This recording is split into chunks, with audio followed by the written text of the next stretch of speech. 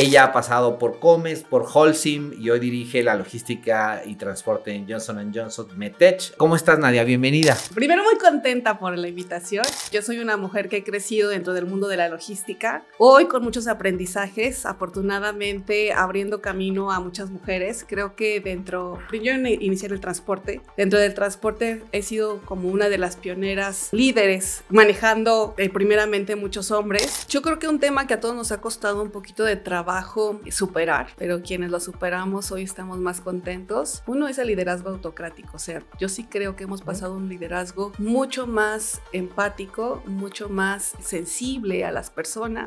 Otra de las cosas que ya hoy no hacemos, únicamente pensar en las soluciones desde la compañía que está originando las soluciones. Las soluciones siempre deben de venir encaminadas o desarrolladas a partir de una necesidad o a partir de una solicitud de nuestros clientes particulares. Primero, el que tiene que levantar la cabeza y sacudirse y a lo mejor llorar 5 minutos en la oscuridad de su casa es el líder. Una vez que te sacudiste los temas que a veces no son menores, a veces son problemas verdaderamente complicados o situaciones muy desgastantes que has tenido durante mucho tiempo, y ahora genera grupos de plática con el equipo, porque lo mismo le hace falta al equipo. Soltar, liberar, entender, y sobre todo a mí, ¿sabes qué me ha ayudado mucho? El hecho de aprender.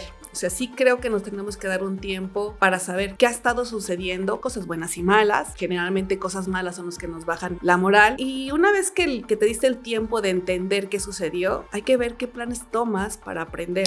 Yo creo que estamos en un mundo que sigue cambiando de manera no nada más permanente, sino muy agitada. Si tú recuerdas, hace año y medio hablábamos de nearshoring todo el tiempo. Sí. Y hoy está desvanecido. Entonces yo sí creo que más bien lo que tenemos que encontrar es el propósito para el cual estamos.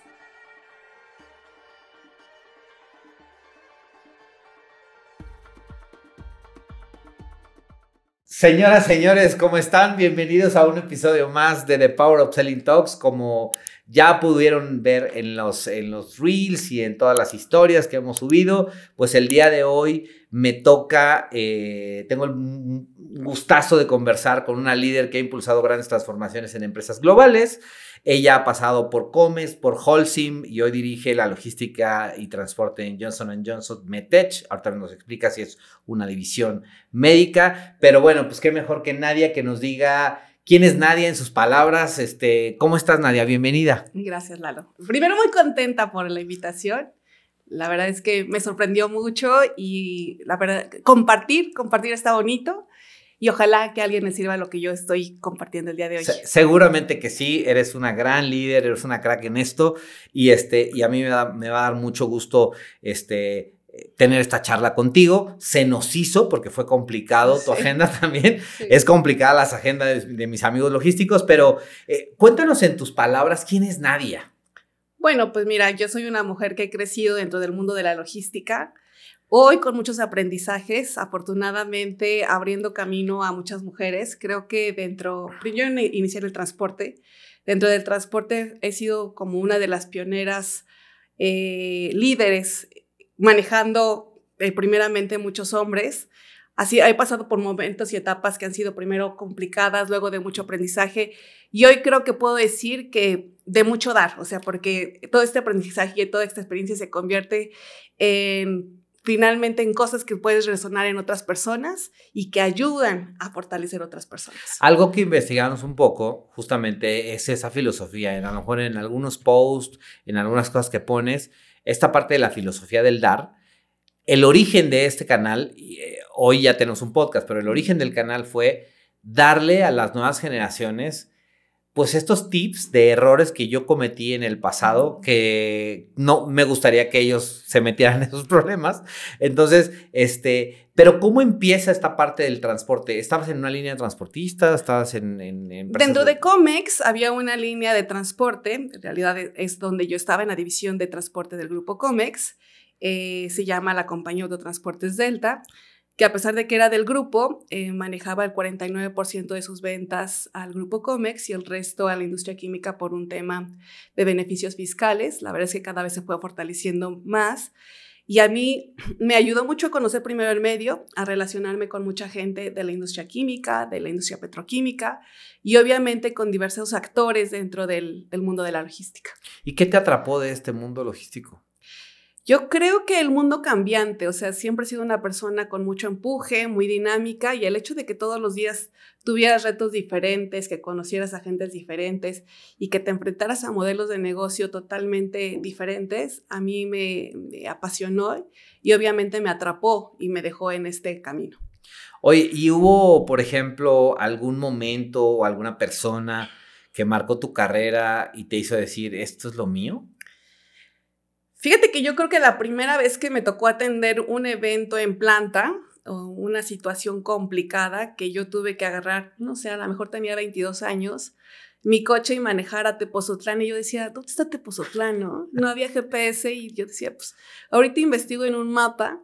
Entonces, toda esta sensación de algo nuevo, de llegar a la planta y de presentarme y de saber con quién dirigirme y de ir a poner cara porque habíamos cometido un error, de decir, a ver, esto es lo que sucedió, esto es lo que vamos a realizar para mejorar las cosas y con esto me comprometo con mi equipo. Yo creo que eso fue el momento en el que yo decidí quedarme en este negocio. O sea, me hiciste recordar nuestro Google Maps, el guía roji. Sí, claro, todo el mundo tenía un guía roji en el coche. Exacto, para los que son más o menos de nuestra generación sabrán lo que es un guía roji, a ver si la producción nos ayuda a conseguir un guía roji para que lo pongan aquí, pero era nuestro Google Maps, ¿no? Claro. Así llegábamos a Naucalpan, a Tlalnepantla, Claro. a Tultitlán, o sea, los que nos dedicamos a la logística y que teníamos, me tocaba ir a las plantas donde estaban las zonas industriales, que no estaban tan de moda los corporativos, sino la gente logística estaba en la planta, ¿no? Yo creo que había dos partes. Una que te era muy operativa, Ajá. que cuando tenías que operar, finalmente tenías que ir al campo de acción y tocar las plantas y tocar los centros de distribución y tocar los cross-dock, donde había la operación logística. Y había otro mundo, y que siempre lo ha habido, que es el mundo corporativo, donde tienes que presentar resultados, donde tienes que hablar con otro tipo de gente, donde tienes que intercambiar ideas más para lograr fines en conjunto. Sí, pero en esa época el corporativo estaba en la planta. O sea, tenías como, había empresas, las empresas farmacéuticas tenían su corporativo y tenían, la planta estaba ahí abajo y era como un modelo así. Después ya llegó Santa Fe, llegaron los corporativos, llegaron los nuevos edificios y ya les dijeron, bueno, la zona corporativa y la planta tal, porque las plantas también empezaron a expandirse. O sea, llegó Querétaro, llegó Monterrey, llegaron otras ciudades donde Puebla empezó a crecer, en fin, ¿no? Dependiendo de la industria. Pero sí me hiciste recordar de nuestro guía roji, que era nuestro Google Map rojo. Y por ejemplo, el tema de que has pasado por diferentes sectores, ¿no? O sea, ¿cómo te ha ido? Obviamente es diferente el retail, el de la construcción, el de salud, que estuviste un tiempecín ahí en ese lapso. ¿Qué aprendizajes te ha dejado cada uno y cómo los vives hoy, o sea, en retrospectiva o el día de hoy, cómo dices, oye, he pasado por todo esto? Mira, yo creo que primero hay puntos comunes. El más importante seguramente va a ser el tema de servicio. Todos los clientes buscan un nivel de servicio de excelencia.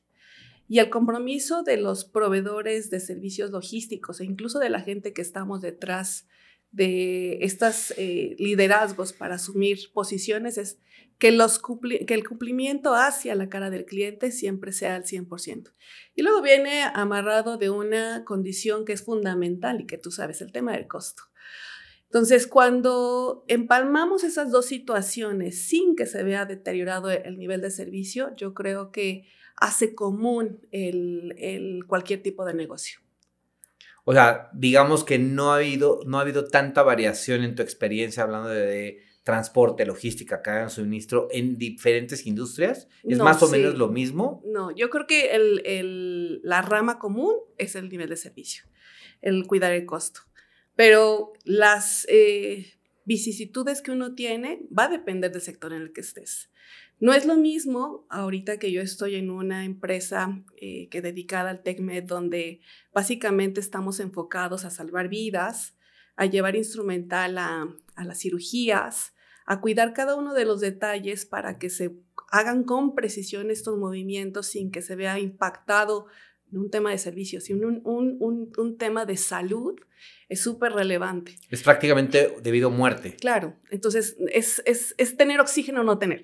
Así de sencillo. En cambio, en industrias tan grandes como en la de cemento, que fue mi anterior experiencia, la verdad es que los volúmenes son gigantes, gigantes. Entonces, que no lleguen a lo mejor 30 toneladas, no es este nivel de diferencia. En cambio, que no llegue un equipo en un hospital, hace toda la diferencia del mundo. Y en esta parte que hablas de las diferencias que hay, obviamente debe de ser fascinante trabajar en mi época de comercial y de que atendía clientes de la industria médica, ¿no?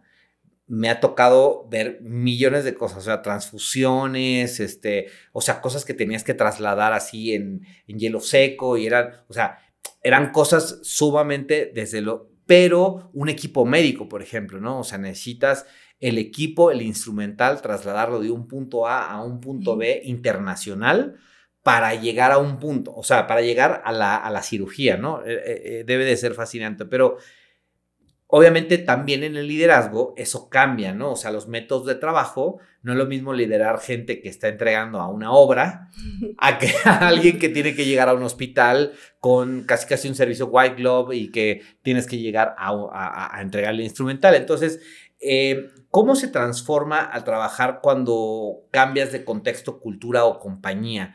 En tu experiencia, ¿cómo ha sido? Primero hay que conocer bien el sentido y la dirección de la organización en la que estás. A mí me ha ayudado mucho empaparme de la misión. En este caso en Johnson, por ejemplo, hablamos del credo. Entonces, en realidad, cada una de las compañías tiene una misión y cuando entendemos perfectamente y lo hacemos parte de nuestro ADN, es muy fácil transmitir al equipo el tipo de ejecución que deben de tener en el día a día. Entonces, yo vuelvo a repetir, el tema de nivel de servicio se traslada diferentes, a lo mejor, tipos o con diferentes características, pero siempre el fin es que el cliente quede satisfecho. Y cuando entiendes cuál es lo que esperan de ti, estas expectativas que de repente pueden parecer al equipo logístico un poco inalcanzables, pero no siempre sucede. O sea, yo creo que lo más importante es que hablemos uno a uno con nuestros clientes de manera directa y con ellos entendamos cuál es el propósito, por qué quieren ese nivel de servicio, lo adaptamos y entonces vienen los cambios que cada uno de los clientes está esperando por nosotros. O sea, ¿es mayor confianza o algo así? Sí, seguramente hablo de la confianza, hablo del conocimiento del negocio, hablo de la dirección, que tengamos claro cuál es el rumbo, cuál es el sentido que tenemos que tener en cada uno de los negocios. Oye, en tu perspectiva, obviamente todos tenemos un antes, así como era el antes septiembre 11, después septiembre 11. Hoy hablamos del antes pandemia, después pandemia. Antes Trump, después Trump, o sea, es como que vamos en el antes y el después. Dentro de los cambios estructurales o tecnológicos que hemos redefinido en la operación logística, y digo hemos porque todos tenemos que estar al día, en los últimos años, ya olvídate de los últimos 10, 15, o sea, los últimos 5 años, ¿qué cambios crees tú estructuralmente que hemos tenido hoy en temas logísticos? Bueno, primero yo creo que el más importante es que hemos vuelto muy flexibles con los equipos. Hoy los equipos no se manejan al 100% desde los centros operativos. Ya hay una mezcla entre el trabajo remoto y el trabajo... ¿Qué opinas de eso del remoto y el presencial? ¿Es necesario o no es necesario? Yo creo que es un tema de madurez, ¿sabes? No todas las compañías trabajan para tener este nivel de madurez. Y hablo de trabajan porque es un conjunto de acciones que debe de tomar tanto el empleado como el empleador para prepararse, para estar dispuestos y sobre todo para tener claro cuáles son los resultados que se deben de tener, a pesar de que no vas a tener una supervisión 100% directa. A mí me ha funcionado, creo que la gente está mucho más encaminada y encauzada a cumplir los propósitos de la compañía. Eso no quiere decir que no me haya topado con gente que de repente no toma en serio el trabajo en casa. O sea, ¿tú no coincides que estando en casa o estando en oficina trabajas más o menos? Mira, mi experiencia, y yo voy a hablar por mí en este momento, yo trabajo más en casa.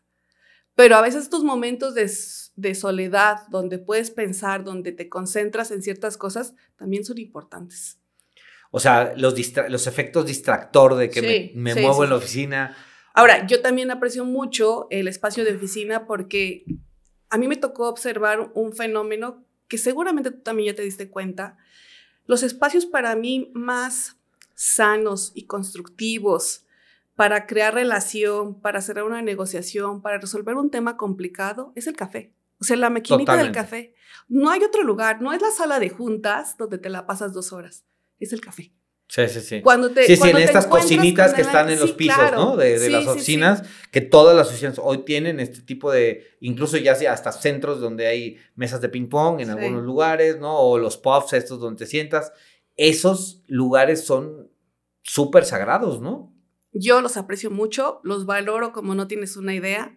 Siempre que encuentro a alguien en el café, me doy 2 minutos, aunque no los conozca, para platicar y siempre salgo con algo bueno. Y no necesariamente esa plática. A veces pasan algunas semanas y recuerdo quién me puede ayudar en cierta situación o recuerdo una conversación que ya tuve dentro de la organización sobre algún tema en particular y eso finalmente alimenta. Claro, yo le he puesto al balance. O sea, como que hay días donde la ciudad es un caos. Sí. Digo, hoy, el día de hoy que estamos grabando el podcast, ¿no? Traíamos un caos de tráfico. O sea, de repente te cierran una avenida y ya son 25 minutos de diferencia que puedes aprovechar en otras cosas estando en casa. Pero también no es tan sano estar en casa hasta desconectarte 10, 11 de la noche, porque como estás ahí de corrido, dices, bueno, quiero cerrar mi día, y a mí esto lo experimenté en pandemia y un poquito antes de pandemia, mi reporteo en su momento era en Estados Unidos. Ajá. Entonces, regresa la pandemia y yo no tenía que estar en Ciudad de México, o sea, en la oficina de la Ciudad de México donde yo estaba basado.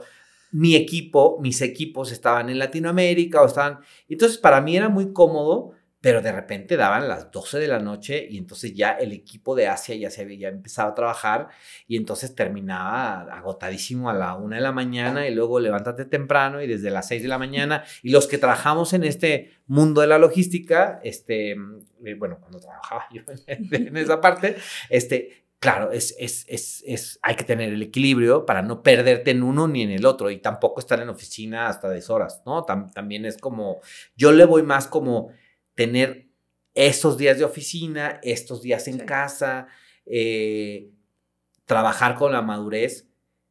¿Cómo le haces hoy con tu equipo para trabajar ese tipo de madurez como práctica? Bueno, primero hay que tener muy claro que aunque algunas posiciones y puestos permiten el trabajo remoto, dentro de las operaciones logísticas hay mucho trabajo que se hace en sitio. Y que es fundamental que estén ahí tiempo completo. Entonces, sí, los operadores de camiones no pueden trabajar remoto, ¿no? Más bien, ¿cómo acompañamos a todo el equipo para que se sienta escuchado, valorado, a pesar de que algunos no tienen las condiciones para hacer trabajo remoto? Yo creo que las personas que hoy pueden hacer trabajo remoto son las que están más comprometidas y más conscientes. Pero en ese equilibrio, a mí lo que me gusta buscar es este acompañamiento. Si tú me preguntas si yo voy a los almacenes, yo voy casi todos los días, porque sé que mi trabajo está dentro de los almacenes. Esto, fíjate que yo tenemos un mastermind para líderes y hablaba de eso con los líderes. Uh-huh. O sea, si tú das una instrucción a quien tú quieras, el nivel que sea o el tamaño de personas que tengas en tu equipo, no asumas a que lo van a hacer, ¿no? Es como que, es decir, esto que hablabas del acompañamiento, señores líderes, no es nada, lo está diciendo una líder, es acompaña a tu equipo a que ejecuten algo que vas a implementar, una iniciativa nueva, un nuevo proceso, porque de repente, como líderes, dicen, no, pues es que el procedimiento ahí está. Lean el procedimiento, ¿no? No es así, o sea, es como esta parte del acompañamiento y me encanta, yo siempre me he considerado un líder de campo, o sea, cuando era director comercial, decía, O sea, yo no te voy a decir cuáles son tus KPIs, te voy a decir cómo haces tus KPIs, porque se puede en el territorio, porque puedes ir oye, ¿cómo llegas a tales personas? ¿Cómo haces una propuesta de valor sin solamente vender una tarifa, ¿no? Ármale una propuesta, una solución, ¿qué te duele? O sea, me metía al papel para poder plantear una estrategia, ¿no? En este sentido, ¿qué prácticas del pasado tú consideras que ya no funcionan y qué prácticas deberíamos de implementar ahora, ¿no? Mira, yo creo que un tema que a todos nos ha costado un poquito de trabajo superar, pero quienes lo superamos hoy estamos más contentos. Uno es el liderazgo autocrático. O sea, yo sí creo que hemos pasado un liderazgo mucho más empático, mucho más sensible a las personas. Me parece que es una de las cosas que más ha cambiado. Otra de las cosas que ya hoy no hacemos es el únicamente pensar en las soluciones desde la compañía que está originando las soluciones.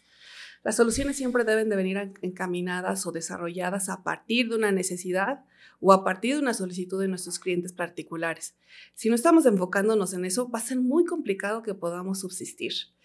Y el último punto que yo creo que ha cambiado de manera radical es la flexibilidad. Hoy sí creo que los avances tecnológicos, la comunicación, el hecho de trabajar remoto incluso con gente de muchos países nos obliga a ser más flexibles. Y hablo en todos los sentidos.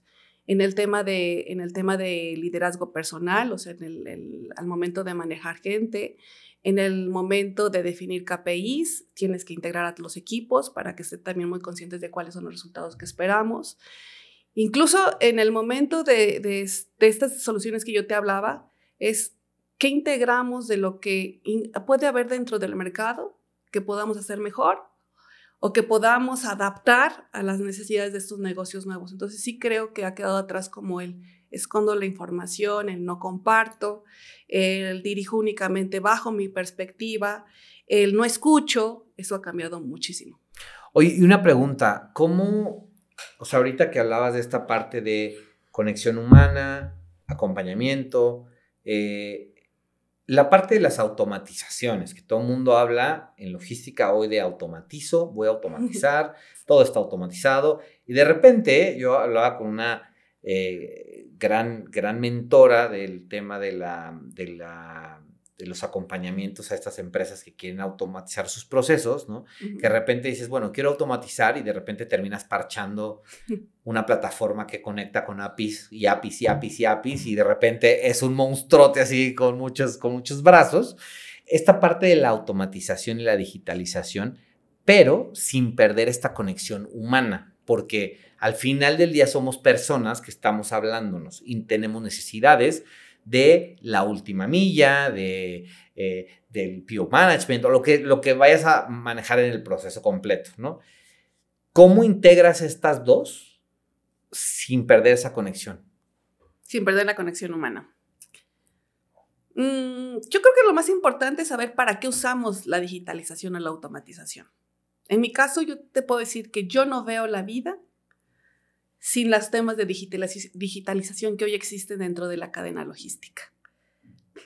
A mí no me ha tocado que las personas sean reemplazadas por algún tipo de automatización. La verdad, no he estado en ese tipo de industria donde al 100% se elimine un proceso que dependa de una persona. Lo que sí me ha tocado es modificar actividades de trabajo, donde van más enfocadas a tener el control de actividades y menos de ejecutar. Eso sí me ha tocado. Obviamente, primero es muy complicado sumar al equipo a este tipo de cambios, pero conforme los vas conociendo, adaptando y sobre todo mientras se van evaluando los beneficios y asumiendo también que los resultados ya son con este tipo de cambios, la gente lo suma. O sea, no tenemos tampoco muchas alternativas, pero lo suman de muy buena manera. Entonces, mi experiencia con todos los temas de IT siempre ha sido muy buenos.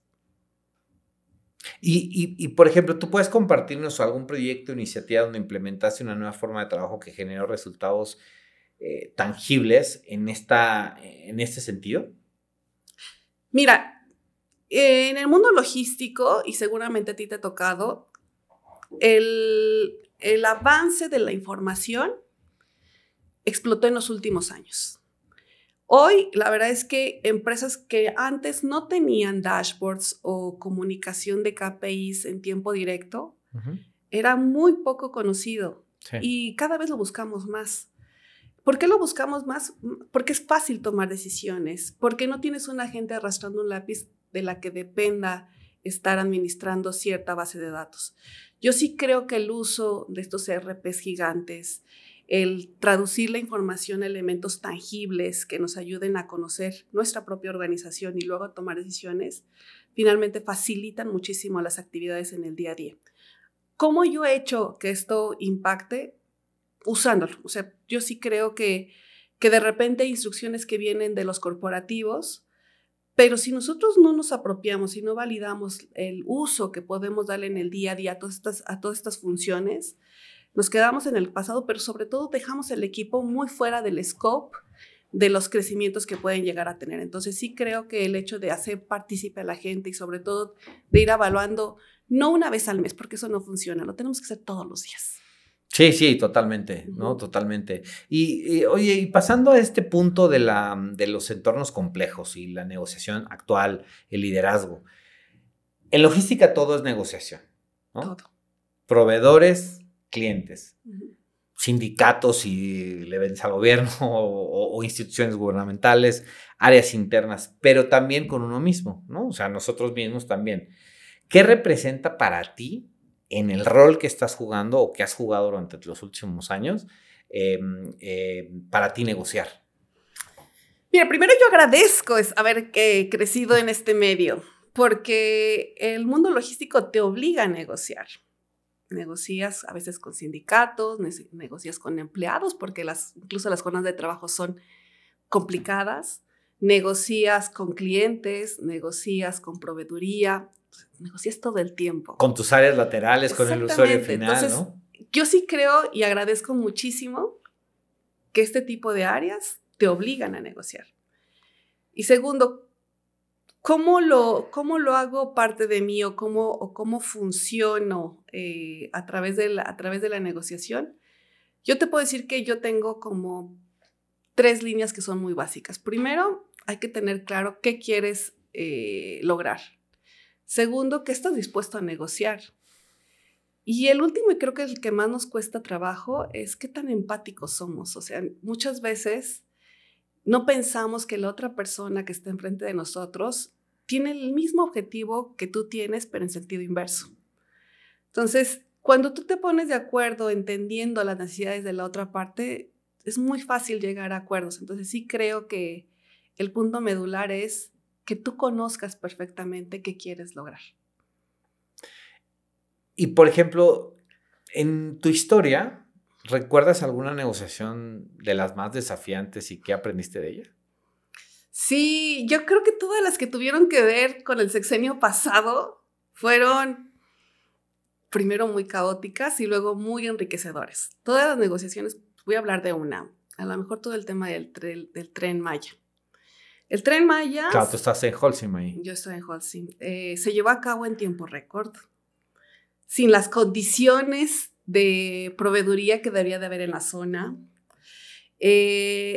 con contratos que eran de sí o sí porque eran con los militares, no había opción. Entonces, yo creo que aquí fue uno de mis grandes retos porque a mí me tocó negociar primero con las plantas. ¿Qué vamos a hacer con las plantas? ¿Alcanza el material? ¿No alcanza? ¿De dónde lo vamos a sacar?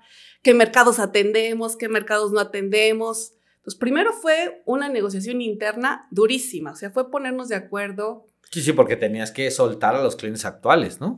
Soltamos, no soltamos, más bien recorrimos nuestra logística. Redistribuir, ¿no? Exactamente, con otra de las plantas. Pero primero es que todas estas especificaciones que esta planta tiene, las vamos a trasladar a esta otra planta. Entonces, primero fue una negociación interna durísima. De producción. Con producción, con el equipo comercial, con el equipo de planeación, incluso con el equipo de proyectos especiales, porque las primeras pláticas ni siquiera había números. Era... indaga más o menos cuánto va a ser. Y después de eso, la segunda parte fue con procurement. Necesitamos todo esto.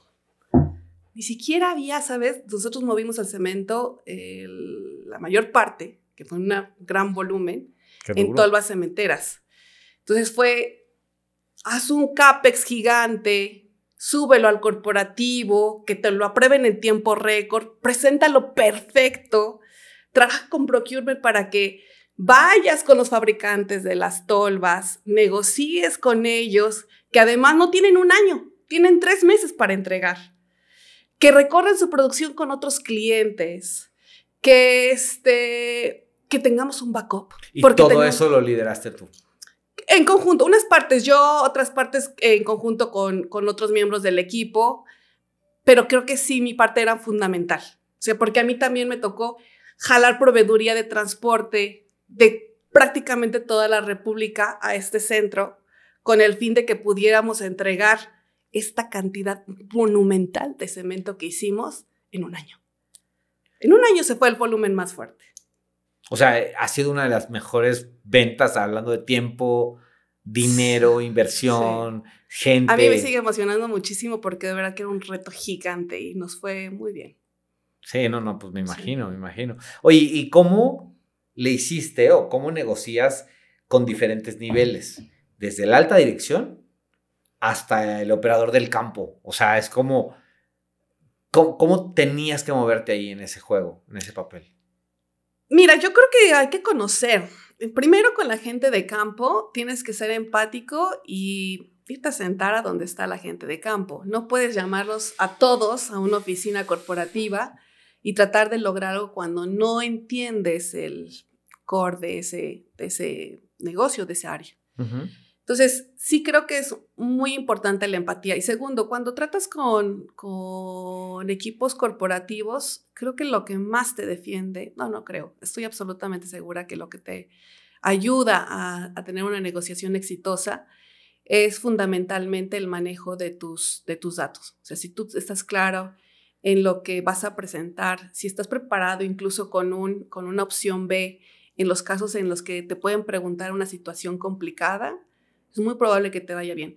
Y la última, yo creo que es reconocer en ambos casos cuando no sabes algo. O sea, de repente se nos escapan cosas por mucho que nos preparemos.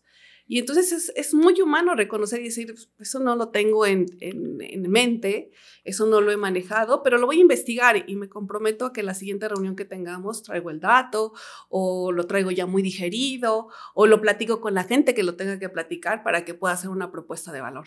Oye, y por ejemplo, la parte que, hablando de la empatía y esta parte de la inteligencia emocional, ¿qué papel juega esto en las negociaciones efectivas según tu punto de vista? Yo creo que lo juega el 80-20.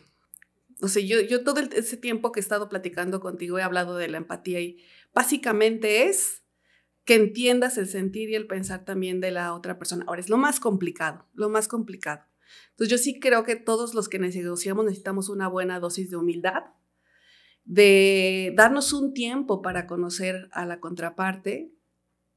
A veces, aunque no tengamos tiempo, esos 5 minutos que dedicas a conocer el CV o el expediente de la persona con la que vas a hablar ayuda muchísimo para entablar una conversación de crecimiento. Entonces, sí creo que este poder que nosotros tenemos es el de desarrollar la parte humana. Cuando llegan tus proveedores, ¿haces esta investigación? O sea, cuando llega un proveedor contigo, te toca la puerta y te dice, oye, Nadia, tengo esta solución que te puede funcionar.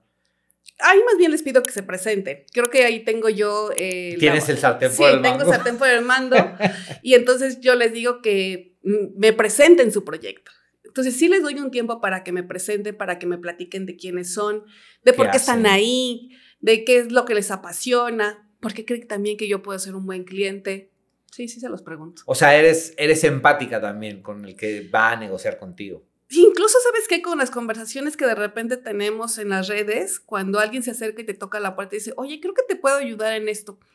Siempre me trato de dar cuando menos el tiempo de contestar y ¿sabes qué? En este momento no, por X circunstancia. Okay. O sí, a lo mejor en este no es el momento porque estoy muy saturada, pero ¿qué te parece si me hablas en un par de meses? ¿Ubicas algún error de estos que hacen estos tipos de approaches a través de las redes sociales? O sea, que la insistencia, ¿no? Sí. O sea, ¿cuál podrías compartir aquí para nuestra audiencia que nos escucha? Yo creo que tú lo acabas de decir. Este tema de insistencia, cuando tú ya diste una respuesta, me parece que es innecesaria. O sea, porque no todas las compañías están en el momento en el que tú como proveeduría estás esperando que tengan. Entonces, creo que debe ser muy respetada esta situación de no estoy en esta posición y más bien busca otra puede parte, ser, ¿no? que no te están dando tampoco en lo que tú estás necesitando. O sea, puede ser también, ¿o no? O no Pero necesariamente. ¿sabes qué? Es que yo creo que todo el mundo hace su labor de ventas, intenta. Sí. Y esa parte yo la valoro mucho. No es fácil, o sea, no es fácil ir a tocar la puerta y decir, Oye, tengo esto. pues a ver si me dicen que sí, ¿no? O sea, Lo peor que puede pasar es que te digan que no. exactamente. Entonces, yo creo que vencer este reto de ir a tocar es uno de los temas más complicados. Entonces, pero también esperar, creo que es un valor que cualquier comprador valora, esta parte de decir, si te estoy diciendo hoy no, sí, no insistas, ¿no? Sí, claro. Sí. Oye, ¿y cómo construyes esta parte de la confianza con el equipo que tú manejas para que las negociaciones, o sea, me ha tocado ver también cuando, por ejemplo, no llegan contigo y el vendedor recorre un camino intenso, así de, fue con el coordinador de no sé qué, el de procurement, el de aquí, el de allá, el que analiza los primeros proveedores, o sea, las primeras opciones de proveedores, va pasando, y de repente llega contigo y le dices, no, porque no estoy no estoy en el momento. O sea, ¿tú cómo le haces para que estas negociaciones sean colaborativas y no de poder? O sea, no es como decir, porque luego sucede, y eso le pasa mucho a mis colegas vendedores, que muchos me dijeron, habla de temas de ventas también cuando llega gente de compras. Entonces, lo tengo que hacer ahora contigo, ¿no? ¿Por qué no desde un principio decir no? ¿Por qué esperar hasta que llegas hasta arriba para que te digan que no? O sea, es como decir, si no estabas en el momento, ¿en qué momento toda esa información que dices, hoy no es el momento, pero a lo mejor alguien de tu equipo, un colaborador tuyo dijo, oye, pues podría ser, ¿no? Lo pasa, pero tanto para eso como para que la negociación sea colaborativa y no digan, él toma la decisión, no hay más, ¿no? O sea, ¿cómo empoderas también a tu equipo a que tomen este tipo de decisiones de sí, no, y les das esta parte colaborativa que creo que hoy, en estos tiempos, por la inmediatez y por tanto agobio y trabajo y estructuras tan pequeñas que tenemos en las empresas, es necesario? ¿Cómo le haces? Mira, primero tenemos que ser súper responsables nosotros como líderes. Y la manera de ser responsables en estos temas es asumir que tenemos un poder de comunicación. O sea, nosotros tenemos que transmitir lo que quiere la organización y ser muy claros, definir desde los proyectos en qué cosas íbamos a dedicar tiempo y en qué no. Muchas veces como líderes nos quedamos con esta información y no la bajamos al equipo. Error nuestro. Error nuestro porque hacemos que la gente trabaje en cosas que de repente creen que pueden sumar a la organización, pero que a lo mejor no estamos en el momento. Entonces, sí creo que nuestra responsabilidad principal es comunicar qué proyectos sí van y qué proyectos no van y con qué cosas le vamos a dar prioridad. Segundo, y me parece que es fundamental ahora, es que tenemos que empoderar a ciertas personas dentro de nuestro equipo. De repente no estamos tan claros en que hay que dividir actividades del día a día con gente que opera el día a día y que tiene que sacar el día a día, y hay gente que puedes poner un poco en un paso más adelante y que puede estar viendo o validando proyectos. Entonces, es un poco complejo estarlos mezclando porque cuando se mezclan, hay poco avance en las dos cosas. Imaginemos una línea de producción, ¿no?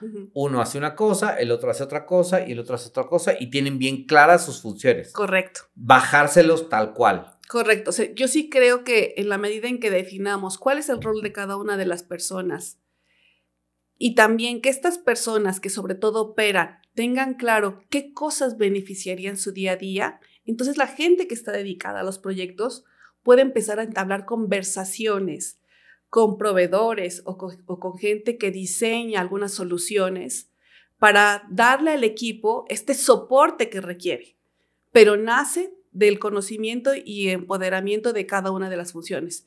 No estoy esperando que la gente que opera busque proveeduría para esas cosas, pero sí estoy esperando que esta persona que opera busque encontrar cómo hacer mejor su día a día, cómo resolver situaciones que hoy le están complicando la vida. Y la gente de proyectos, obviamente, tiene que empaparse de este conocimiento para encontrar la solución que mejor se adapte. Ahora, cuando yo hablo de que comuniquemos, hay proyectos que son muy importantes para solventar problemas que tenemos en las operaciones, pero también hay proyectos que pueden esperar, porque también es un balance entre lo que vamos a gastar en el año, es un balance entre lo que vamos a invertir. Entonces sí creo que en la medida en que tengamos una muy buena comunicación, que tengamos claro cuáles son las prioridades de la empresa y sobre todo que también pongamos sobre la mesa las cosas que queremos solucionar, es en la medida también en que los equipos se empoderan, toman mejores decisiones y nosotros nos sentimos acompañados, porque esto no puede ser una decisión únicamente de los líderes. Y ahorita que hablas de esta parte de liderazgo y de cómo lo estás llevando, corrígeme si son 70 personas o no, pero has liderado equipos de más de 70 personas en diferentes niveles operativos, ¿esto es cierto? Sí, hoy mi equipo es un poco más chiquito, pero sí. Pero sí has tenido grupos así enormes, ¿no? ¿Qué has descubierto de liderazgo en toda tu historia que no te lo enseñan en ningún MBA ni en las universidades así de rimbombantes, ¿no? Ni en ningún lugar? Lo más difícil aprender en la vida, de prueba y error, ya teniéndolos ahí y los desafíos, ¿no? Entonces, ¿qué has descubierto durante todos estos años en el liderazgo? Yo creo que uno de los aprendizajes que a mí más me costó trabajo digerir es el hecho de que no todos digerimos la información de la misma manera. Entonces, tenemos que ser capaces de que nuestro equipo entienda el mensaje o los mensajes que queremos dar en los diferentes niveles de entendimiento que hay dentro de una organización. Creo que es una de las barreras que seguimos teniendo, a pesar de lo mucho que ha avanzado la educación, la comunicación e incluso la tecnología. Entonces sí creo que el hecho de que no podamos ni siquiera dar instrucciones correctas nos cierra muchas puertas. Segundo, es importante que la gente y que nosotros entendamos que finalmente los equipos seguimos siendo personas y que todos tenemos buenos días, malos días y que eso finalmente nutre un equipo de trabajo. Volvemos a lo mismo. Aquí se ha puesto muy de moda en este podcast el que estamos conectando con personas, o sea, más allá del KPI o el KPI, los objetivos personales, el job description, es un ser humano que tiene días buenos, días malos, se levantó, no sabes qué le pasó con la pareja, en fin, o sea, 1000 cosas que debemos de tener claros los líderes para poder transmitirlo y bajarlo a los equipos. Hay días que a lo mejor el mismo líder no está bien y la recepción que tú tienes es que, ¿por qué nadie me está haciendo caso? ¿No?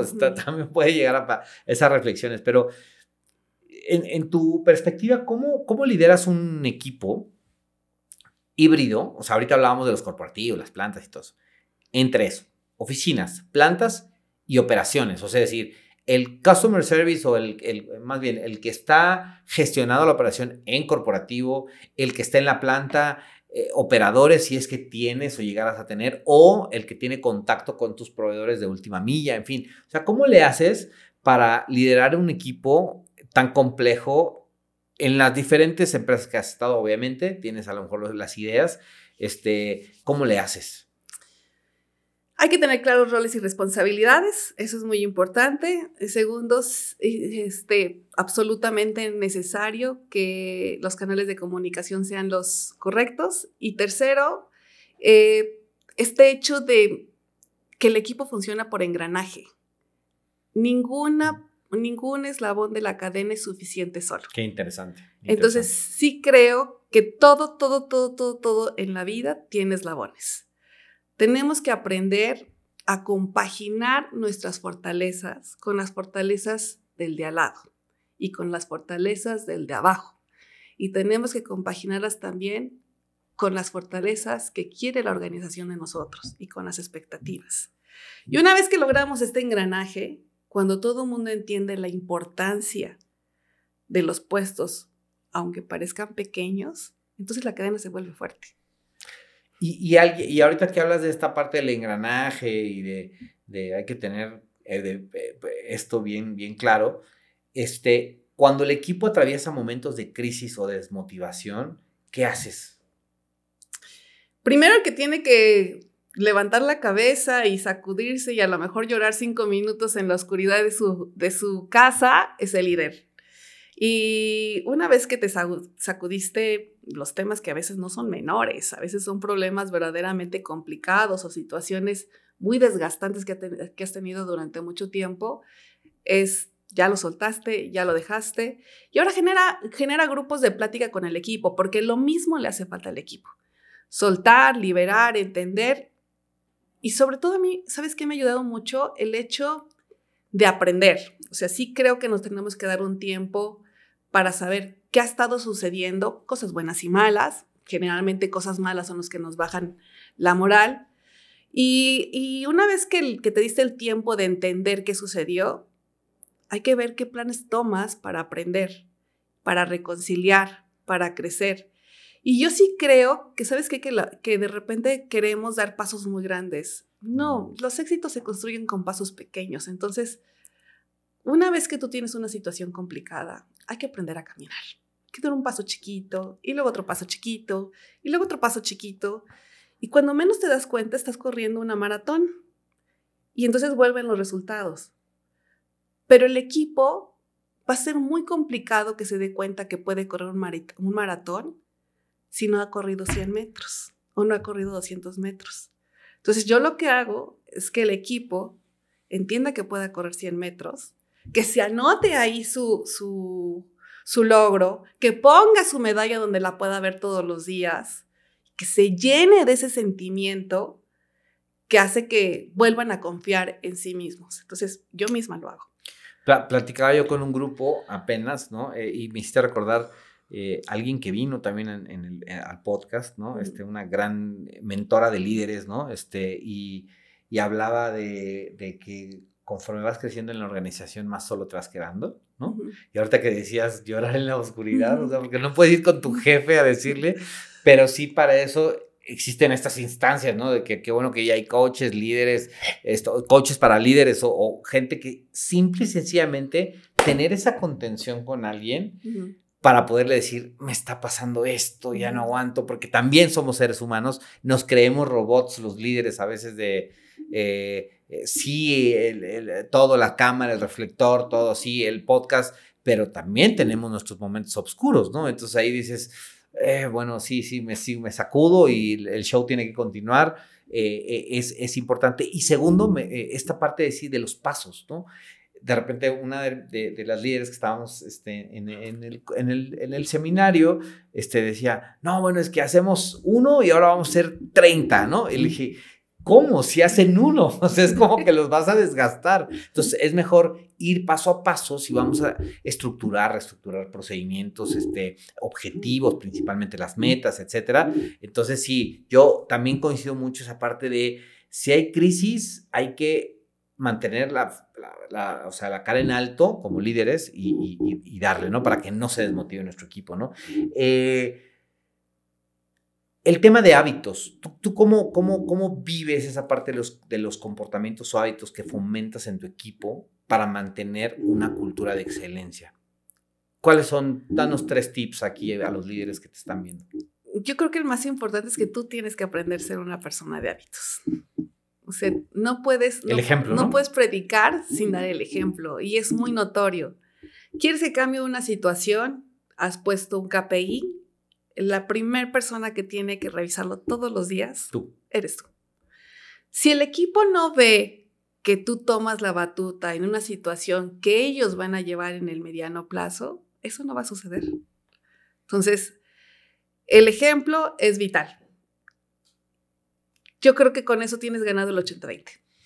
Yo tenía un mentor hace muchos años en la universidad, en una universidad donde tomé un diplomado, y me enseñó un concepto de pivotear, ¿no? Como en el básquetbol, ¿no? Para abajo, para arriba o como sea, ¿no? O sea, cuando vas a dar una señal a tu equipo, diles, es que la organización nos está mandando esto, ¿no?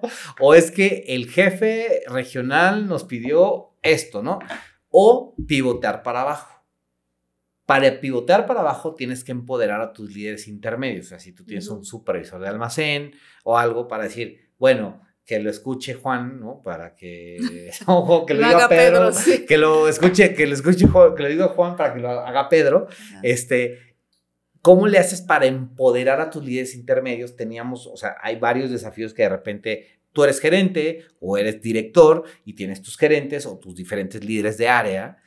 ¿Cómo le haces o qué es lo que tú haces en tu experiencia para empoderarlos y que no se los brinquen, ¿no? O sea, es como que para que realmente ellos den la señal y no vengan, oye, Nadia, fíjate que es que esto que nos dijeron, ¿no? O sea, ¿cómo le haces en ese sentido? Hay que empoderar al equipo, pero generando confianza. O sea, el equipo no es suficientemente poderoso hasta que no demuestra que es un equipo confiable. O los líderes intermedios. ¿Cómo se logra esto? Cuando la gente se compromete con una actividad, KPI, función, y presenta el proyecto, define los pasos que hay que seguir, realiza los pasos que hay que seguir, le da seguimiento, da una retroalimentación al equipo que espera esta retroalimentación y mantiene comunicación de cómo se van desarrollando esta actividad o función. Entonces, cuando tú no creas este caminito, cuando te piden una cosa y se te olvidó hace 2 semanas que la tenías que hacer, es muy complicado que generes confianza. Igual que cualquier líder, los líderes intermedios lo que tienen que generar es confianza del trabajo que están realizando. Y para eso, vuelvo a repetir, hay que dar pasitos. Sí. Todos los días. Sí, vuelves a hablar de principios, de propósito, de cosas, de dar el ejemplo. O sea, yo siempre he sido la mayor parte fui líder comercial en general y siempre era, tienes que estar arriba de todos los vendedores, porque si tú no estás arriba de los, ¿cómo le vas a decir? Puedes llegar acá, ¿no? Entonces, como mostrar el ejemplo, con esa me quedo. Creo que nos acabas de mostrar tu lado humano de liderazgo que traes, la influencia, la transformación cultural, etcétera, y las intergeneraciones que yo no estoy muy de acuerdo en ese concepto que dicen, es que las generaciones de ahora, es que las generaciones de antes. Siempre lo hemos tenido, siempre ha habido generaciones de antes, de ahora, los que eran más grandes que nosotros y pues bueno, son personas. Al final del día, yo digo, si son personas, cualquier persona puede ejecutar cualquier cosa, siempre y cuando tenga claridad, información, objetivos claros, KPIs y un líder que sea el ejemplo, ¿no? Porque si no existe eso, me ha tocado también de repente enfrentarme a directores generales que decir, pues es que el problema no son los vendedores, el problema no son los líderes, el problema está más arriba, ¿no? Y las pymes lo aceptan porque hoy día tienen una necesidad de cambio y decir, oye, Lalo, dinos si hay algo que podamos mejorar y decir, sí, maneja tu forma de liderar diferente. Es duro, pero cuando lo aceptan, las transformaciones son bien rápidas porque entonces ya cambió la cabeza y todo avanza totalmente distinto, ¿no? Y me ha tocado ver estos cambios en los últimos meses, ¿no? Pero, por ejemplo, después de...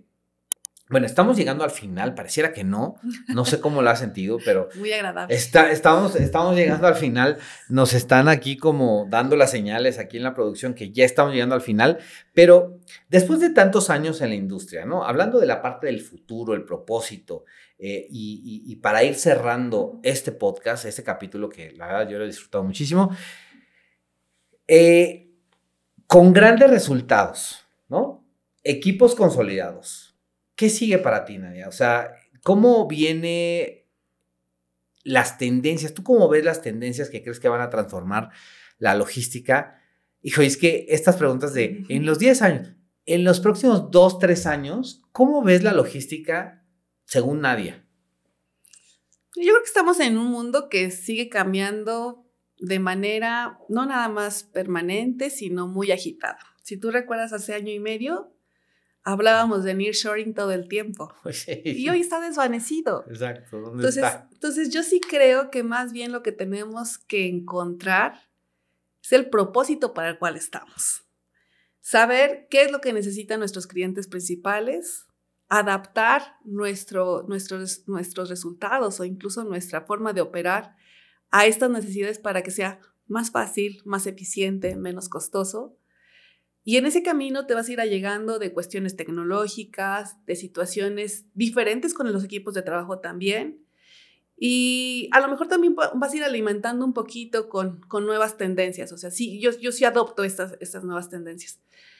No estoy segura de qué tanto va a cambiar radicalmente, no creo, o sea, yo veo que el transporte terrestre va a seguir teniendo una parte preponderante, cuando menos en México, que a lo mejor viene un desarrollo un poquito impulsado por este nuevo gobierno sobre los ferrocarriles, pero todo va a tener su tiempo y su proceso. Entonces sí creo que ahorita lo que viene es ser sustentables. Y para mí la sustentabilidad no es una moda, o sea, sí creo que está muy basado en que busquemos la manera de hacer las cosas con el mejor costo posible. Te voy a poner un ejemplo.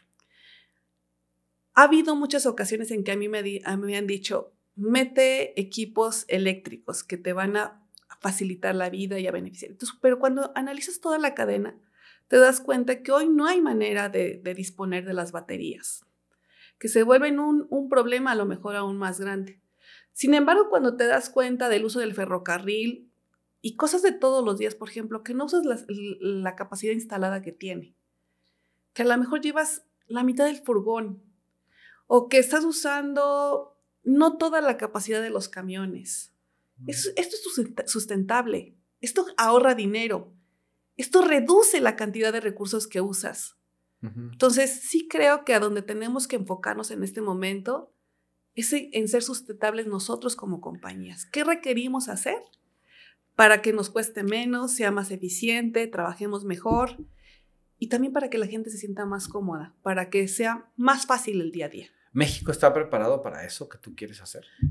Yo sí, totalmente, estoy convencida. O sea, a mí ya me tocó liderar esta parte. Es optimización. Es optimización. O sea, el concepto conlleva que cambies tu manera de operar, que veas tus operaciones y cuando le vas poniendo números, entonces te das cuenta de cuánto ahorraste en transporte, de cuánto ahorraste en litros de gasolina dentro de tu planta. Esa es la sostenibilidad actual en base a nuestras capacidades región 4 México, ¿no? Entonces no necesitas hacer cambios dramáticos. Sí, yo veo muchas empresas, ¿no? Que dicen, ya compramos nuestras unidades eléctricas, 3 unidades eléctricas, y hablaba con alguien que estuvo trabajando en autos eléctricos y decir, el uso de la batería, el tiempo que te va a durar un coche eléctrico es de X, ¿no? De lo que sea.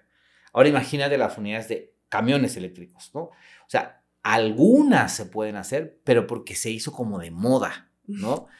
Pero esto que decías, lo dijo alguien más que vino, no recuerdo qué invitada vino, y nos dijo esto: optimicen los espacios, usen menos, viajen menos, de tal hora a tal hora se consume menos combustible, y si no es de alto riesgo, puedes transitar en la noche. En fin, o sea, hay miles de cosas. O sea, por eso los aviones, y yo siempre lo he dicho, los aviones cargueros que lleguen a 2, 3 de la mañana no es por los pasajes, es porque contaminan menos y entonces pueden cargar más combustible, y entonces el peso y el balance, hay una serie de factores. Entonces, pero eso se ha hecho desde hace mucho tiempo, nada más que eso no está de moda. Entonces, hoy te dicen, es que los autos eléctricos es lo de moda, es que las emisiones CO2, los euro no sé qué. Aquí no tenemos esa capacidad, aquí tenemos otras capacidades. ¿Qué es esto? Efectivamente, hacer un poco más eficiente esta parte, la rentabilidad en el mismo modelo operativo, ¿no?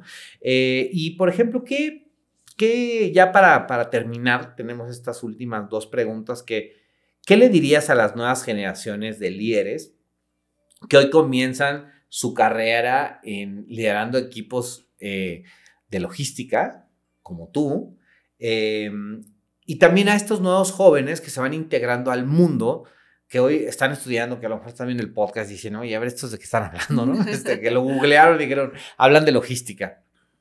¿Qué les puedes decir?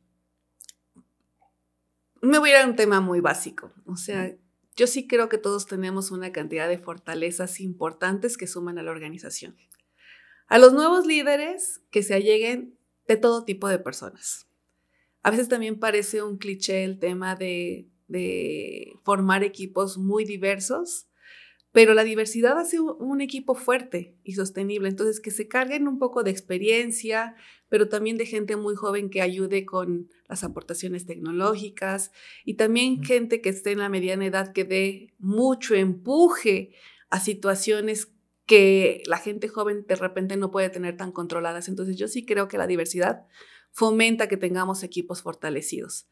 Y ¿cuál fue la otra pregunta? A los chicos nuevos que van llegando a este mundo. Y a los chicos nuevos que tienen que desarrollar la resiliencia. O sea, sí creo que hoy día estamos muy acostumbrados a que, a lo mejor por los beneficios que ha habido en estas nuevas generaciones, que todo salga bien. Entonces tenemos que lidiar un poco con la frustración, tenemos que trabajar. De que no todo sale bien. No todo sale bien, pero podemos aprender. Que somos humanos, Exactamente. Que todo es aprendizaje, que tampoco es un drama, sí. ¿no?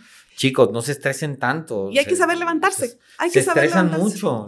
Los chicos así de... A ver, yo tengo hijos, una hija de 20 años, ¿no? Y de repente ya está en el mundo laboral y se estresa.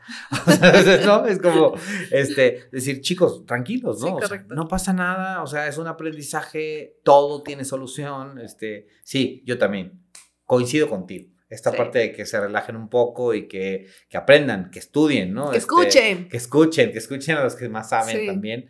Y si pudieras dejar un mensaje final para todos los que te escuchan desde diferentes industrias, compradores, vendedores, empresas de transporte logísticos, personas de supply chain, nos escucha mucha gente en diferentes países de Latinoamérica, ¿qué les dirías? Que este país tiene enormes oportunidades y que yo creo que la manera de que cada uno de nosotros sumamos es haciendo nuestro trabajo de manera primero bien y después compartida. Evitemos que los demás se equivoquen. Creo que ya viene una nueva generación de líderes donde podemos dar este plus de contener a las nuevas generaciones con aprendizaje que nosotros ya tenemos, que ya recorrimos. Entonces, que es momento de dar y de dar en abundancia para que nos vaya mejor. ¿Cuál es tu hobby favorito? A mí me gusta mucho la danza. Hubo mucho tiempo que ¿Danza clásica? El ballet, ¿Sí? la danza moderna me gusta mucho, sí. Hago ejercicio. ¿Lo practicas? Últimamente ya no. Cuando pasó lo de la rodilla. Ok. Ya no. Ok, sí. ¿Pero vas a los espectáculos? Voy mucho, de hecho hoy voy a un evento. ¿Ah, sí? Sí. Ah, muy bien. Sí. Perfecto, pues síguelo disfrutando. Si es lo que amas, también qué bueno que tengas balance. ¿Quieres mandarle un saludo a tu familia? No, quiero más bien mandarle un saludo a la comunidad. Espero que no les haya aburrido el podcast. Adicional a la comunidad. Y que todos mis amigos me den un like. Tienes seguidores, ¿eh? Pareciera que no, decías, no, yo no, pero Nadia tiene sus seguidores ahí, todos están ahí apoyando. Nadia, pues yo, la verdad la pasé muy bien en esta entrevista. Gracias por compartir tu experiencia, visión con nosotros. Hablamos de liderazgo aquí, de negociación, transformación y sin duda, estás dejando huella en la industria, ahora eres del selecto grupo de las mentes brillantes de The Power of Selling Talks, lo cual te agradezco muchísimo. ¿Algo más con lo que quieras cerrar el podcast? No, muchas gracias por la invitación. Yo también me la pasé muy a gusto y estoy abierta a cualquier comentario o incluso solicitud de información. Sí, claro. Ahí van a estar las redes de que te sigan por LinkedIn, por Instagram. ¿O por qué? LinkedIn. Por LinkedIn, perfecto. Ahí van a estar las redes de Nadia en los comentarios. Señores, yo soy Lalo Paz. Gracias, tengan felices ventas, buenas negociaciones, lideren bien a su equipo, disfruten lo que hacen, sonrían y nos vemos la siguiente semana en un próximo capítulo de su podcast de Power of Selling Talks. Gracias, Nadia, nos vemos. Gracias, bye. Vámonos.